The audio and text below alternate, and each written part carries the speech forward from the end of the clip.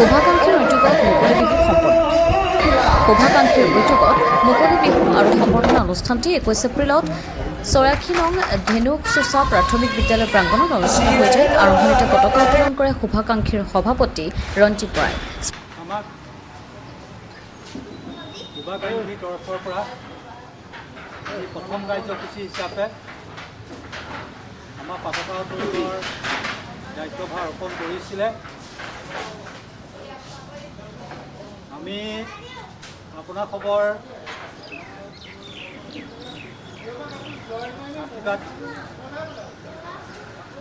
বিৰত লৈ আমি পতাকা উত্তোলন ভাগি উত্তোলন কৰিলোঁ। আমি মনত ভাবিছিলোঁ যে বহাগ বিহুত আমাৰ শুভাকাংক্ষী নামৰ যিটো সামাজিক সাংস্কৃতিক ক্ৰীড়া আৰু শিক্ষা এই চাৰিটা দিশ সামৰি আমি যোৰহাট জিলাৰ লগতে সমগ্ৰ অসমত আমি শুভাকাংক্ষীৰ সমিতি গঠন কৰা স্মৃতিত অৰ্পণ কৰে সমাজকৰ্মী পবিত্ৰ দত্তই আৰু বন্তি প্ৰজ্বলন কৰে বিদ্যালয়সমূহৰ পৰিদৰ্শক বুলি গগৈ ভূঞাই। মুকলি বিহু উদ্বোধন কৰে বিধায়ক হিতেন্দ্ৰনাথ গোস্বামীয়ে। ইয়াত আমাৰ প্ৰাক্তন আমাৰ মোৰ গগৈজনে কমল গগৈ ইয়াত আছে, আমাৰ vice chairman municipality Dilip Dutta আছে, মোৰ বন্ধুসকল আছে, তেওঁলোকে আদি কৰি বন্ধুবৰ্গ আছে, জ্যেষ্ঠসকল, আইসকল, বন্ধুসকল আৰু ভাই ভনীসকল। বিহুৰ এইবাৰ বিহু হ'ল, আমি গমেই নাপালোঁ কেনেকৈ বিহু গ'ল।